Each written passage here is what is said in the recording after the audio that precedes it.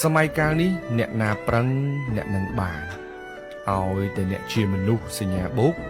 តិចឬច្រើនជីវិតអ្នកនឹងធូរធារល្អប្រសើរ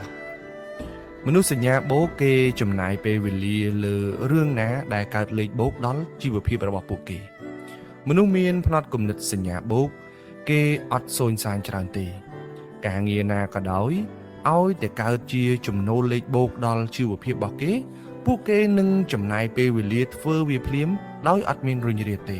មនុស្សចម្ពោះនេះគឺអត់ចេះខ្មាស់អៀនទេហើយក៏អត់ចេះសូន្យសាញដែរឃើញអ្នកខ្លះធ្វើដល់តារាល្បីធ្វើដល់ការងារតំណែងធំតែនៅឆ្លៀតលក់អនឡាញលក់ដូរតាមផ្លូវហើយមនុស្សចម្ពោះនេះគឺចង់មានចង់បានមែនតើហើយពួកគេមិនសូវជាខ្វះខាតខ្វះមុខខ្វះក្រោយនោះទេដោយសារតែការខិតខំប្រឹងប្រែងនិងការចំណាយពេលវេលាចំគោលដៅទៅលើអ្វីដែលពួកគេចង់បាន